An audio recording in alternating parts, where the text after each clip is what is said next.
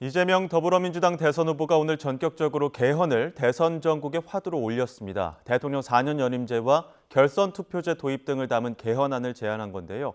오늘 저녁 첫 TV토론회에서 각 후보들이 어떤 입장을 내놓을지도 주목됩니다. 최진영 변호사, 이승훈 변호사 두 분 모시고 대선 전국 소식 짚어보겠습니다. 어서 오십시오. 네, 안녕하십니까. 안녕하세요. 먼저 조금 전에 오전 10시에 5.18 민주화운동 45주년 기념식이 거행이 됐고 주요 대선 후보들은 참석을 했는데 김문수 후보만 불참을 했거든요. 배경이 뭘까요? 아무래도 이번에 정호영 전 특전사령관에 대한 논란이 있었잖아요. 상임 고문으로 임명을 했었는데요. 상식적으로 정호영 씨 같은 경우는 5.18 민주화운동 당시 학살에 가장 앞장섰던 5인 중에 한 명이거든요. 이 부분을 너무나도 잘 알고 있음에도 불구하고 뜬금없이 상임 고문으로 위촉했다는 측면에서는 굉장히 이 부분도 좀 아프게 다가왔을 것 같고요. 또 김문수 후보 같은 경우는 사실상 준비를 못한 후보지 않습니까? 대통령 후보가 될 거라고 예상을 하지 못했기 때문에 대한민국을 어떻게 이끌어야 된다는 정책과 비전 준비가 안 돼 있기 때문에 아마 TV토론 시간을 좀 벌기 위해서 이 두 가지 목적으로 민주화운동 기념식에 참여하지 않는 것으로 보여집니다. 예, 그런 내용들도 이따 TV토론에서 좀 내용이 나올 것 같기는 한데 대외적으로는 TV토론 준비 때문이라고 밝혔죠? 꼭 그런 것은 아닌 것 같습니다. 예. 아시다시피 오늘 5.18이기 때문에 오늘 오시는 것 정말 중요합니다. 하지만 어제 실질적으로 현장에 가셔가지고 참배하고 또 본인이 1987년, 88년에 수감되어 있었던 그 광주 교도소 자리를 방문했습니다. 광주에 계시는 분들은 아시겠습니다만 5.18 망원동 그 묘역에서 쭉 광주로 들어오다 보면은 그 북광주 인터체인지 바로 옆에 광주 교도소가 있습니다. 결국 그 자리에서 본인이 결국 민주화가 되기 이전에 김문수 후보님이 노동운동, 민주화운동으로 옥고를 실질적으로 치렀고 그 옥고를 실제로 지금 그 1987년, 88년 무렵에 그 목포 교도소와 이 광주 교도소에서 같이 옥고를 치렀습니다. 그러다 보니까 현장에 말씀드린 것처럼 5.18 묘역에 정말 가슴 깊이 참배하고 거기에서 정말 통회와 함께 안타까운 마음을 그 눈물로 호소했지 않습니까? 실질적으로 그리고 말씀드렸듯이 광주 교도소 거기가 바로 그 5.18이 있으면서 정말 많은 분들이 수감되어 있던 바로 그곳 아니겠습니까? 거기에 가서 광주에서 정말 많은 분들이 어떤 목숨을 잃고 생명을 좀 위협을 받았던 그런 분에 대해서 같이 눈물로써 호소했던 그 부분을 보면서 아마 많은 분들이 김문수 후보님의 진정성을 지금 어떻게 보면 느꼈지 않을까 싶습니다. 사실 민주당 같은 경우에는 5.18 이러면 5.18 전야제 그러면서 386이라고 할 수 있는 민주당 정치인들이 실질적으로 광주 시내에 있는 모 술집에서 술판을 벌였던 그런 부분으로 해서 많은 비판을 받는 반면에 오히려 김문수 국민의힘 후보 같은 경우에는 80년대 정말 평생 그 민주화에 헌신했던 그 아이콘으로서 실제로 지금 국가로부터 10억 원의 보상금을 받을 수 있었음에도 불구하고 그것을 스스로 거부했던 것 아닙니까? 왜 그랬습니까? 나는 이미 국회의원 그리고 경기지사로서 충분히 나라로부터 보상을 받았다. 이 세금 10억 원을 내가 그걸 받는다는 것은 염치가 없다. 그렇게 했던 것 아니겠습니까? 그렇기 때문에 비록 오늘이 아닌 어제 5.17 방문을 했습니다만 그 진정성은 충분히 호남과 5.18 어떻게 보면 그 희생자 유족들과 돌아가신 분들의 마음을 충분히 위로하고 그 감동을 줬을 것이라고 생각합니다. 예, 이재명 후보 같은 경우에는 오늘 개헌안을 또 화두로 던졌거든요. 오늘 이재명 후보가 던진 개헌안은 어떻게 평가하십니까? 일단은 방금 최진영 변호사님이 말씀하신 부분 좀 정리를 하고 넘어가겠습니다. 김문수 후보가 10억을 받을 수 있는데 보상금을 받지 않았다라고 하는데요. 이건 좀 오해하시는 것 같은데 이건 가짜 뉴스고요. 실제 보상금 정도는 원래 만약에 이 보상 조건에 해당된다라고 한다면 한 6, 7천만 원 정도 받을 수 있었고요.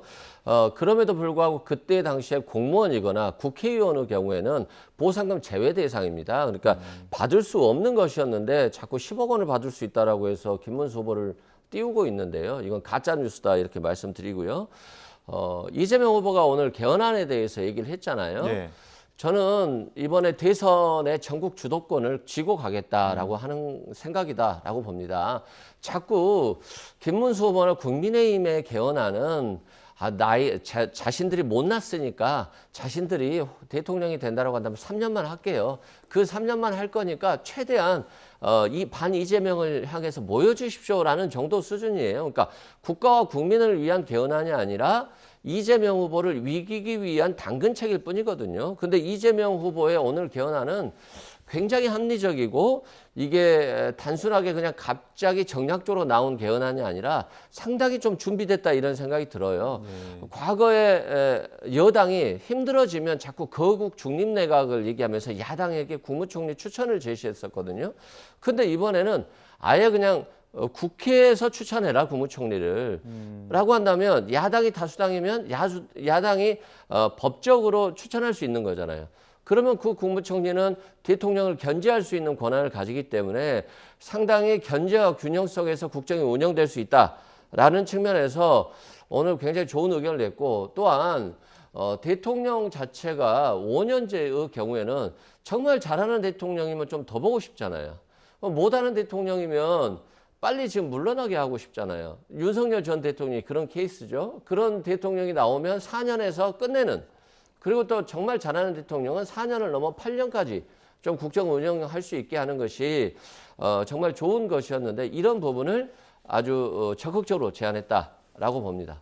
예. 근데 이제 지난달까지만 해도 주요 잠룡들도 그렇고 우원식 국회의장도 그렇고 뭐 대선과 그 개헌 국민투표 동시에 실시하자 이런 이야기들 굉장히 많지 않았습니까? 그때만 해도 이재명 후보는 내란 종식이 먼저다 이렇게 얘기를 했었는데 오늘 이제 이 시점에 꺼내든 의도는 어디에 있다고 보십니까? 그렇기 때문에 이것을 반쪽짜리 면피성 개헌안이다. 저는 그렇게 평가를 합니다. 물론 이것은 그 국민의힘의 공식적인 견해가 아니고 제 개인적인 견해란 것을 전제로 하고 말씀드리는 건데요. 예. 정말 진정성이 있다라고 한다고 하면 이와 같이 대통령이 탄핵이 되고 실질적으로 지금 조기 대선이 이루어지는 국면 속에서 그 개헌을 이루어 간다고 하면은 충분히 개헌안을 만들 수 있음에도 불구하고 올벗 이재명, 다른 모든 정치 세력들 같은 경우에는 이번 기회를 이용을 해서 개헌을 하자라는 얘기를 했고, 실질적으로 많은 개헌 투기와 개헌안이 발현됐고, 더불어서 민주당의 그 출신인 지금 우원식 국회의장까지도 찬성을 했는, 그렇지만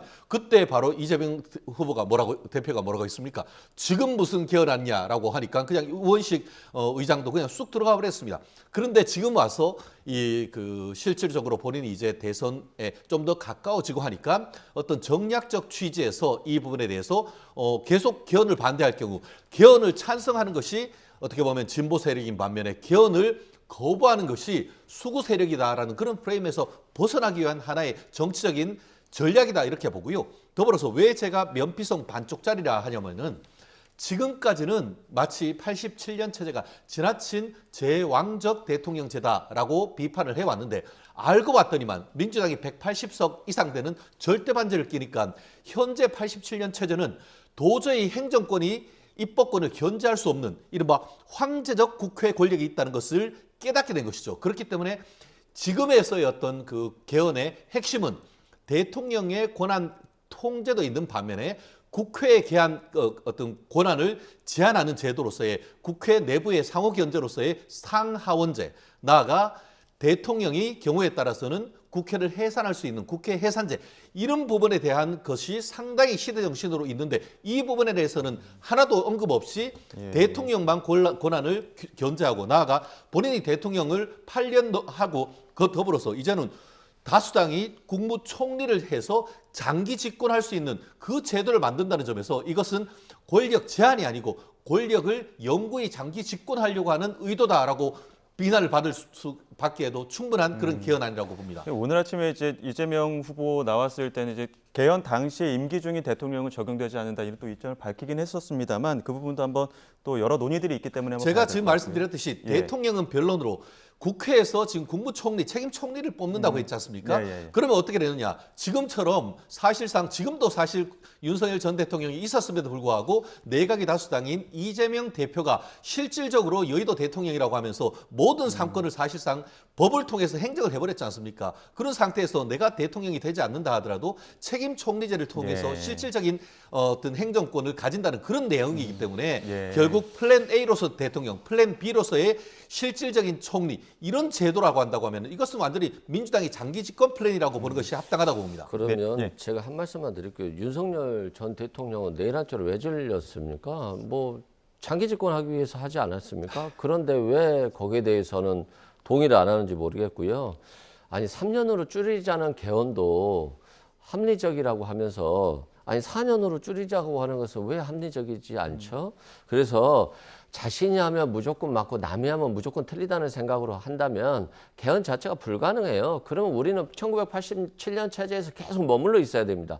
근데 그 머물러 있게 한 사람이 국민의힘이라고 한다면 역사의 죄인이 되는 거예요. 그래서 합리적인 상대의 주장이라 할지라도 합리적이라고 한다면 좀 받아들이는 자세가 필요하다. 이걸 받아들이지 않으면 국격이 추락하고 국가가 망하는 거예요. 예. 자꾸 남이 하면 싫다 이런 방식으로 가면 안 된다 이런 말씀드리고 4년 중임제 관련해서도 이재명 후보가 본인에게는 적용되지 않는다라고 말씀드렸고요. 또 결선 투표제가 얼마나 중요합니까? 3인의 후보, 4인의 후보가 나왔는데 여당 쪽이 4명이다. 뭐 여당 쪽이 많이 났다면 결선 투표에서 하면 이기는 거잖아요. 그만큼 결선 투표제라고 하는 건 국민의 50% 이상의 지지를 받는 대통령이 나오는 거거든요. 그래서 이 부분은 과거에 여야가 다 주장했던 것들이에요. 그래서 네. 합리적인 아니라고 하면 여당, 야당을 떠나서 받아들이고 국민들을 위한 정치를 하자 이렇게 말씀드립니다. 조금 새로운 내용들도 있는데 오늘 개헌안 나온 것 중에 또 한 가지가 그 대통령의 거부권을 제한하자, 배우자 혹은 본인과 관련된 어떤 법안 같은 경우에는 거부권을 좀 제한하는 법안까지 같이 이제 개헌안에 넣자 이런 내용 나왔거든요. 여기에 대해서 좀 어떻게 보십니까? 이 또한 다른 분은 몰라도 이재명 후보는 주장하기 어려운 내용이라고 봅니다. 실질적으로 어떻습니까? 이재명 후보님이 본인의 공직선거법 위반 관련해 가지고 지금 대법원 전원 합의체 판결에서 압도적인 다수로서 파기환송돼서 유죄가 지금 사실상 확정되기에 이르니까 어땠습니까? 민주당 같은 경우에는 지금 문제되고 있는 기소된 죄 그 자체를 폐지해 버리려고 하고 있습니다. 아니 법안을 만드는 것은 변론으로 이미 만들어진 그 법 또한 폐지하려고 하는 그런 민주당이 이런 안을 내는 자격이 있습니까? 국민들은 그 부분에 대해서 지금 거꾸로 지금 되묻고 있고요. 다만 견제와 균형이라는 그런 측면에서 봐야 될 것 같습니다. 말씀드린 것처럼 그런 여론이라는 부분이나 이런 부분에 있어서의 어떤 지지가 있다고 하면은 굳이 그런 어떤 제도를 마련하지 않는다 하더라도 그 부분은 충분히 어떻게 보면 입법으로 해낼 수 있는 부분이 충분히 있는 것이고 그럼에도 불구하고 어떤 그런 특수한 경우를 예외로 둔다는 것이 이것이 과연 헌법의 그 어떤 원리, 견제와 균형의 원리, 행정부, 입법부, 사법부의 어떤 법률로서의 어떤 처분적 법률이 아닌 일반적이고 보편적인 적용하는 법률로서 맞는지에 대해서는 한마디로 입법 원리에 어긋난다는 측면에서 이 부분은 나름대로의 어떤 지금으로서의 국민들에게 어떻게 보면 윤석열 전 대통령에 대한 여론을 악화시키는 그런 것은 있을지 모르지만 이것이 장기적으로 봤을 때 지금 2025년이 아닌 2030년, 2050년 대한민국의 미래를 봤을 때 이 법이 맞는지에 대해서는 논의가 충분히 더 필요하다고 봅니다. 민주당이 이 부분을 꺼내든 이유는 아무래도 지난 윤석열 전 대통령 정권에서 김건희 여사 특검법이 번번이 막힌 부분, 이 부분을 좀 주목했던 것 같은데요. 그렇죠. 언제까지 이런 역사가 반복돼야 될 거예요. 집권만 하면 자신과 자신의 가족에 대해서는 수사를 하지 않고 야당만 수사를 했잖아요. 이건 굉장히 부적절하고 불공정하죠. 국민들이 그걸 불공정하다고 봤기 때문에 윤석열 정부가 심판을 받았죠. 총선에서도 참패했고. 그런데 지금 어떻게 됩니까? 정권이 이제 곧 바뀔 것 같으니까 김건희 여사에 대한 수사가 집중되잖아요. 이렇게 어차피 정권 바뀌면 수사할 거 자신의 정권 때 수사했다라고 한다면 박수라도 받았을 거 아닙니까? 그리고 이재명 후보의 가족과 뭐 부정부패가 있다라고 한다면 이것도 본인이 대통령 되면 수사 받겠다는 거잖아요. 특검을 받아들이겠다는 거잖아요. 이재명 후보에게 최진영 변호사님 말에 따르면 불리한 거잖아요. 그럼 불리한 것도 내가 받아들여서 개헌하자라고 하는데 이건 국민의힘에서 받아들여야 되는 거 아닙니까? 그래서 상대가만 하면 무조건 받아들이지 않고 비판하는 것은 잘못됐다라고 말씀드리고요. 과거에 김영삼 전 대통령 차남 김현철 씨도 구속됐잖아요. 과거에 김대중 전 대통령의 아들들 두 분도 구속됐잖아요. 그건 뭐냐면 최소한 전직 대통령들이 자신의 가족 문제에 대해서는 받아들인 거예요. 이명박 전 대통령조차도 자신의 친형이 구속됐었어요. 그러면 검찰이 그때는 그나마 최소한의 공정을 위해서 그 최고 권력자의 가족까지도 칼을 들이대서 수사를 했던 겁니다. 근데 윤석열 전 대통령은 명품백 하나도 수사 못한 검찰이잖아요. 도이치모터스 공범들 다 구속되고 다 유죄 판결을 받았어도 그거 하나 기소 못한 검찰 아닙니까? 검찰총장까지 하신 분이 대통령을 했는데 검찰이 이렇게 망쳐버린 거예요. 그렇기 때문에 이재명 후보의 개헌 제안은 진정성이 있는 개헌 제안이다. 이런 것도 못 받으면 대한민국은 1987년 체제 헌법에서 계속적으로 헤어나지 못하는 나라가 된다라고 말씀드립니다. 그 부분은 제가 반드시 좀 짚고 넘어가야 될 것 같습니다. 네. 아시다시피 민주당이 어떻게 만들어놨습니까? 예전엔 검찰, 경찰이 있었는데 거기에 상설특검 넣고 거기다가 특검의 특검이라 어떻게 보면 검찰의 특검이라고 할 수 있는 공수처를 만들었습니다. 그리고 특검 상설 특검이 있고 그 위에 또 특검. 도대체 어떻게 보면 수사기관이 어디에서 누가 무슨 수사를 하는지도 모릅니다. 그러면은 지금 얘기하는 이런 부분을 전 세계 어디를 살펴보세요. 법원에다 어떻게 보면 헌법에다가 최고 권력자의 가족에 대해서는 수사하는 것은 거부하지 못한다는 그런 법이 도대체 어디 있습니까? 그런 법이 없다 하더라도 말씀하신 것처럼 경찰, 검찰, 공수처 그리고 특검의 특검을 통해서 충분히 할 수 있는 겁니다.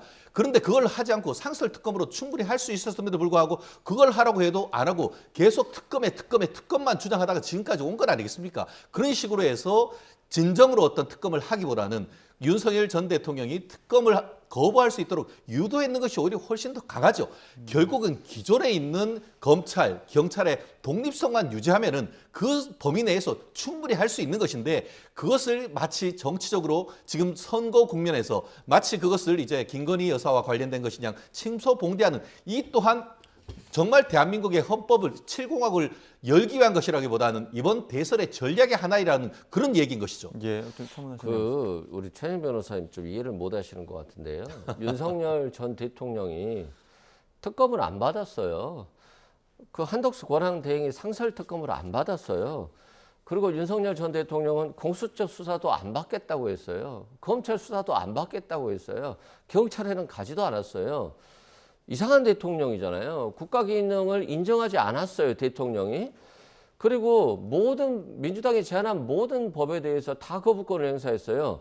그러면 국회 권력도 안 받아들이고 자신의 행정부 권력도 받아들이지 않은 전직 대통령이 나왔기 때문에 정말 가족의 부패 범죄에 대해서는 거부권을 행사하지 못한다라고 하는 이런 법까지도 생각하게 만든 그 대통령이 윤석열 전 대통령이에요. 그래서 자꾸 남의 당을 비판하기 위해서 얘기하시는데 그 비판이 이재명 후보가 떠오르는 게 아니라 윤석열 전 대통령이 떠올라요. 그런 측면에서 좀 국민의힘이나 김문수 후보가 자당의 잘못을 좀 먼저 들여다봐야 되지 않나 생각됩니다. 팩트 하나만 체크를 하고 들어가겠습니다. 지난 탄핵 및 그에 따른 구속 과정에서 윤 대통령 측은 법대로 해라. 무슨 말씀이냐? 검수완박을 통해서 내란죄 같은 경우에는 경찰의 수사권이 있기 때문에 경찰의 수사를 요청을 하면은 나가서 출석하겠다고 했습니다. 그런데 좀 전에 이 변호사님은 마치 윤 대통령이 경찰 수사도 거부했는 것처럼 얘기하는데 그게 전혀 아니다. 국민의힘을 비롯한 그 윤 대통령 같은 경우에는 이전 탈당을 했습니다만 법대로 하라는 거예요. 법대로 했으면 이 난리가 안 되는 건 아니겠습니까? 그 모든 혼란의 근원이 결국 지난 문재인 정권, 민주당 정권에서의 검수완박을 통한 수사권이 어딘지 모르는 이런 혼란이 있었기 때문에 그 혼란에 대한 책임도 민주당은 느껴야 된다는 취지인 겁니다. 저도 팩트체크 하나만 할게요. 윤석열 전 대통령이 경찰에 출석하겠다는 말을 저는 들어본 적이 없습니다. 네, 그 부분에 대해서는 또 네. 향후에 또 어떤 입장 나올지도 봐야 될 것 같고 5.18 정신 헌법에 수록하자고 하던 이재명 후보 개헌안 내용 이 부분에 대해서는 국민의힘도 이견이 없는 거죠? 네, 이미 예전부터 그와 같은 기조를 보여왔고 지난번 한동훈 전 대표 같은 경우에도 예.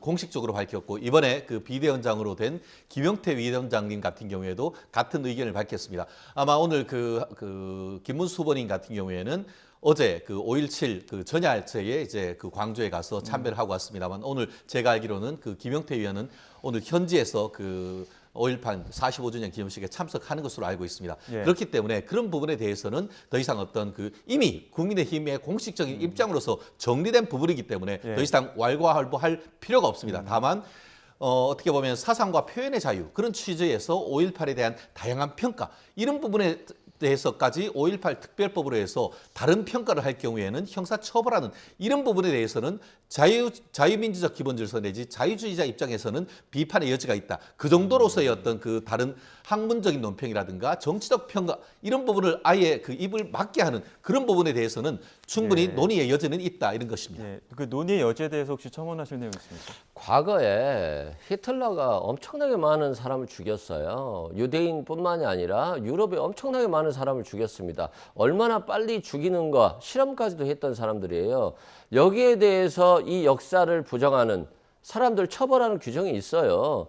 그러면 민주주의고 사람은 다양한 생각을 가지고 있다라고 해서 히틀러를 옹호하고 사람 죽인 것을 정당화하는 것을 인정할 수 있습니까? 그런 측면에서 역사를 좀 바라볼 필요가 있다 말씀드리고요. 5.18 정신에 대해서 국민의힘은 항상 존중한다라고 했어요. 그런데 선거 때만 되면 꼭 이걸 부정하고 당리당략에 따라서 이용하는 세력들이 있었어요. 그런데 그 이용을 통해서 국민의힘이 이득을 얻었냐? 실은 얻지 못했거든요. 그냥 자신의 사리사욕을 위해서 5.18 정신을 부정하고 있는데 우리가 민주주의를 위해서 희생하신 4.19라든가 5.18의 정신은 정말 존중하고 절대적인 인정을 받아야 됩니다. 자, TV 토론회 이야기 해보겠습니다. 오늘 저녁 8시에 이제 진행이 될 첫 TV 토론회 후보들도 김문수 후보는 아예 일정을 또 최소화하기도 했었고요. 오늘 김문수 후보 관전 포인트 뭡니까? 오늘 이슈가 결국은 경제 살리기 아니겠습니까? 예. 사실 문재인 정부 때 이른바 말이 마찰을 끈다는 소득주도 성장 그리고 그 과정에서의 어떤 비정규직의 정규직화 그리고 또 최저임금의 급격한 인상 그 후폭풍이 지금 있지 않습니까? 미국을 국방비 천조국이다라고 천조국이라고 하지만 그 문재인 정부는 어떻게 했습니까? 순식간에 빚을 천조 국가로 만들어 버렸습니다. 그에 대한 후폭풍을 어떻게 보면 가다듬고 원상 회복하는 과정에서 그 뜻을 제대로 이루어 보지도 못하고 윤 대통령이 탄핵이 되어 버렸습니다. 결국 최근에 정말 특히 자영업자 굉장히 어렵습니다. 일반 가계 배출 굉장히 어렵습니다.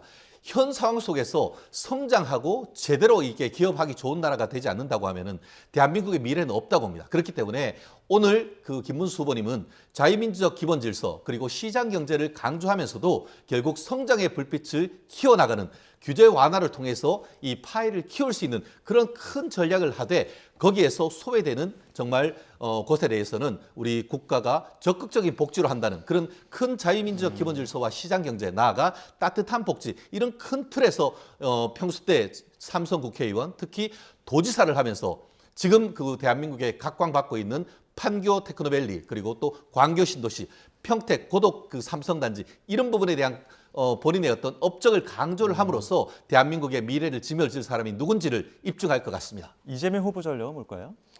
일단 나라가 망가졌어요. 윤석열 정부 3년 동안 심각하게 망가졌거든요. 자꾸 문재인 정부를 비판하는 거 좋습니다만 문재인 정부 때 빚이 많이 늘었죠. 근데 그때는 국민들한테 줬어요. 그리고 그 국민들이 그 돈을 써서 경제가 굉장히 잘 나갔습니다. 그리고 그때는 코로나 시국입니다. 코로나 시국에 모든 나라가 돈을 풀었어요. 유동성을 준 겁니다. 그런데 윤석열 정부 들어서서 돈 아끼겠다고 빚 안 늘리겠다라고 했어요. 그런 정책 취할 수 있습니다. 그런데 빚이 문재인 정부처럼 늘었어요. 그때는 재정적자로 인해서 돈 국민들이 써보지도 못하고 재정적자만 됐고요. 그리고 그 액수가 엄청나요. 거의 문재인 정도급의 문재인 정도 때 불어났던 빚 정도 수준이에요. 그래서 경제를 잘 이끌었다라고 하는 것 자체가 잘못됐다라고 말씀드리고요. 김문수 후보 같은 경우는 굉장히 준비가 안 된 후보. 어쩌다가 갑자기 후보가 된 후보라는 불안감이 있습니다. 그리고 노동부 장관 때도 노동자와의 협치를 통해서 또는 노동자와의 대화를 통해서 통합의 정신으로 경제력을 극복하려고 하는 그런 모습을 보였어야 되는데 경사노위 위원장이나 노동부 장관 때 노조와 너무 대립이 심했어요. 노조와 싸우기만 했단 말입니다. 그러면 이런 불통의 리더십으로 지금의 어떤 위기 경제를 잘 이끌 수 있을까라는 관점에서 굉장히 불안하죠. 근데 이 불안한 모습을 얼마나 좀 오늘 토론회에서 극복할 수 있을지 저는 좀 이 부분도 좀 관심 포인트입니다. 예, 이재명 후보도 그런 부분을 좀 공략할 수 있을지도 한번 봐야 될 것 같은데 이 부분에 대해서 어떻게 좀 반론하신 내용이 그렇습니다. 있습니까? 좀 전에 뭐 민주당의 어떤 그 전략이 잘 됐다라고 하는데 민주당 특히 통계 주도 성장하지 않습니까? 통계 주도 성장이라고 쓰고 통계 조작 성장이라고 했던 것이 이번에 그 감사원 감사 결과 밝혀져 가지고 지난 특히 문재인 정부 때 부동산을 통계를 내라고 하는데 그거를 말을 안 들으니까 결국 통계청의 청장도 바꿔버리고 결국 통계와 관련된 기초 자료를 사실 조작했다는 사실이 밝혀져 가지고 지금 기소가 되는 이런 지경에 이르렀습니다. 결국 국가의 기본을 다 무너뜨린 것 아니겠습니까? 그것을 확 이제 원상 회복하려고 하니까 이제는 하는 감사원에 대해서 감사원장을 탄핵해 버리는 이런 무도한 민주당 세력에 대한 어떤 부각 분명히 있을 것 같고요. 말씀드린 것처럼 뭐 마치 김문수 후보님이 불안하다 이렇게 하는데 저는 정말 불안하고 걱정되는 게 이재명 후보입니다. 왜 그렇습니까? 김문수 후보님 같은 경우에는 재선 경기지사를 하는 도중에 좀 전에 말씀드렸던 지금 가장 우리나라의 어떤 그 실리콘밸리로 각광받고 있는 이 판기오 테크노밸리 그리고 또 우리나라에서 전 세계 가장 큰 그 반도체 회사가 있는 평택 신도시 그리고 또 복지로 가장 좋다고 하는 어떻게 보면 광교 신도시 이런 걸 다 해내면 과정에서도 단 하나의 비리도 없었고 인근 사람 중에 단 하나의 비명 행사한 사람이 없었습니다. 그런 인물론 그리고 그동안 있었던 실적 이런 부분을 적극적으로 어떻게 보면 대조하는 전략을 통해서 국민들에게 선택에 다가가는 그런 토론이 될 것이라고 저는 생각합니다. 간단하게 말씀드릴게요. 지금 문재인 전 대통령이 대통령 후보가 아닙니다. 지금 이재명 후보니까요. 3년 전 얘기는 좀 안 하셔도 될 것 같고요. 좀 미래를 좀 봤으면 좋겠다 이런 말씀 드리고요. 예. 왜 김문수 후보가 좀 불안하냐면 5.18 민주묘역 가서 눈물을 뚝뚝 흘리잖아요. 자신은 민주투사였다고. 그리고 노동자들을 위한 집회를 하고 투옥됐다라고 합니다. 근데 그런 분이 최근에는 왜 내란죄를 저지른 분을 저렇게 존중하지? 윤석열 전 대통령에 대해서 탈당해도 되고 안 해도 된다라고 하고 그 탈당의 뜻을 받들겠다라고 해요. 무슨 생각을 하고 있는지 솔직히 잘 모르겠어요. 좀 왔다 갔다 한다. 그래서 불안하다 말씀드리고요. 이재명 후보에 대해서는 3년간 정말 탈탈 털었죠. 전가족과 가족 지인까지 다 털지 않았습니까? 근데 김문수 후보에 대해서는 수사를 안 하면 범죄 없는 거예요. 예. 수사가 중요하다 이런 말씀드립니다. 이준석 후보 이야기도 해보겠습니다. 스윙 토론자라고 불리기도 하는데 이준석 후보가 과연 김문수 후보와 이재명 후보, 뭐 권영국 후보도 있겠지만 그 사이에서 어떤 좀 스탠스로 토론을 임하느냐도 좀 관전 포인트로 짚는 것 같은데 어떻게 보십니까? 이른바 모두 까기 전략이 되지 않을까 싶은데요. 하지만 그 중에서도 주포는 외부가 아닌 내부로 통할 것이다. 한마디로 이재명 후보에 대한 그 집중 포화보다는 오히려 김문수 후보에 대한 어떤 그 날을 더 세울 가능성 좀 예측할 수 있지 않은가 아니겠습니까? 뭐 현실적으로 선거란 것은 상대방 진영으로부터 투표수를 끌어오는 것인데 현재 이재명 후보에 대해서 아무리 어떤 총구를 겨눈다 해도 그쪽에 있는 표를 가지고 오기에는 현실적인 한계가 있다는 것을 내부적으로 그렇게 평가를 할 것 같고 그렇다고 하면은 결국 김문수 후보에 대한 집중 포화를 통해 가지고 표를 끌어오는 그런 전략이 있을 가능성이 있다고 봅니다. 그렇기 때문에 오늘 사자 토론에서는 김문수 후보님이 실질적으로 1대3의 어떤 구도가 형성될 가능성이 높다. 그 가운데서 결국 김문수 후보는 같은 경우에는 이재명 대표 후보와의 어떤 날을 세우는 그런 전략이 될 것 같은데 이 상황 속에서 현재로서는 이 후보가 나름대로의 어떤 이준석 후보가 그런 전략을 할 수가 있겠지만 조금 더 긴 스텝으로 봤을 때 사실 이번에 본인이 이제 15%까지 해서 선거 비용을 모두 보존받겠다는 전략이 있지만 현실적으로 양당제 체제하에서는 한계가 있다라고 봅니다. 그렇다고 하면은 우리가 생각보다는 김문수 후보님에 대한 칼날이 그렇게 날카롭지 않을 가능성도 저는 배제할 수 없다고 봅니다. 근데 일각에서는 이재명 후보와 맞설 젊은 보수는 나다. 이렇게 오히려 이재명 후보와 좀 대립각을 세울 수 있을 거라는 분석들도 있던데요. 제 생각도 그래요. 뭐 김문수 후보 지금 지지율도 낮은데 그 사람 때려가지고 뭐 하겠어요. 그 사람만 때리다 보면 보수에서도 이준석 후보를 견제할 거예요. 그래서 저는 김문수 후보는 공격보다는 이재명 후보를 공격을 통해서 내가 이재명 후보보다 아직 정치적 기간은 짧았지만 상당히 준비된 후보이고 경제에 있어서도 이재명 후보보다 자신이 더 우위에 있다라고 하는 것을 입증하기 위해서 경제적인 정책 부분에 있어서 많이 공략을 할 것 같다라고 생각되고요. 이재명 후보는 이제 김문수 후보와 주로 얘기를 할 것 같아요. 그래서 이준석 후보는 존중해 주면서 김문수 후보의 불안함, 준비 안 됨 이런 것들을 좀 강조할 것 같고 오히려 저는 이번 경선이 토론회가 좀 재미없을 수도 있다라고 생각되는 게 네. 권영국 후보까지도 들어갔잖아요. 그럼 4명이 2시간 동안 토론을 한다는 게 상당히 좀 한계가 있어요. 그래서 후보 면면을 보고 또 후보들의 장단점을 공격하기에는 좀 시간상 또 후보 숫자상 조금 어렵지 않겠나 이런 생각입니다. 오늘 이 이야기 안 나올 수가 없을 것 같은데 윤 전 대통령 어제 탈당하지 않았습니까? 관련 이야기 어떻게 좀 김문수 후보 입장 정리가 된 겁니까? 그 말씀하셨듯이 드렸듯이 국민의힘 같은 경우에는 탄핵된 이후에 하는 선거이기 때문에 굉장히 어려운 것도 사실입니다. 하지만 어제 탄핵의 강을 사실상 건넜다라고 봅니다. 예. 이 부분과 관련해서 결국 출당한 것이 아니고 윤 전 대통령이 선택의 주체로서 탈당을 했습니다. 그렇기 때문에 이 부분에 있어서는 후보는 한 표라도 더 주어져야 되기 때문에 후보 입장에서는 통합의 리더십을 가져가야 되는 것이고 당에서는 쇄신의 리더십을 가져가는 건 아니겠습니까? 김영태 후보, 김영태 비대위원장 35세 초선으로서 가장 젊은 어떤 젊음의 패기로서 나름대로의 쇄신의 길을 가고 있기 때문에 이 부분을 지금 특히 이재명 후보나 이준석 후보 같은 경우에는 김문수 후보에게 칼날을 하겠지만 결국 어제 탈당으로서 이 부분은 이미 정리가 된 겁니다. 그렇기 때문에 아무리 거기에 대해서 총을 쏘는 날카롭게 어떤 공격을 한다 하더라도 어제로 사실상 탄핵의 강은 건넜다. 그렇기 때문에 그런 부분은 김문수 후보님에 대한 큰 공격 포인트는 되지 않을 것이라고 봅니다. 예, 어떻게 보십니까? 일단 뭐 탈당 쇼라고 이제 비판 많이 하잖아요. 근데 이제 쇼가 실패를 했어요. 7시에 쇼를 하기로 했는데 9시에 쇼가 시작된 거예요. 그러니까 집에 갈 사람들 다 가버리고 또 9시에 쇼를 보는 사람도 기분 나쁘게 보니까 이 쇼가 너무 재미가 없고 짜증나는 거예요. 그런 실패한 쇼였다는 말씀드리고요. 뭐 이것 가지고 탄핵의 강을 넘었다?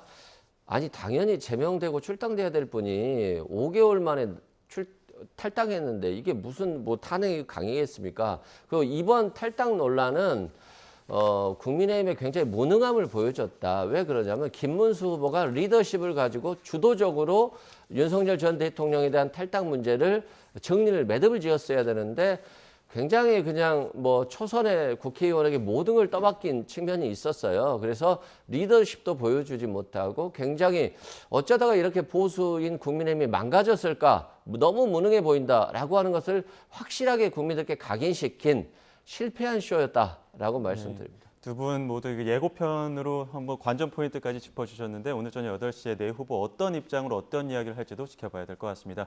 지금까지 최진영 변호사, 이승훈 변호사 두 분과 함께했습니다. 고맙습니다.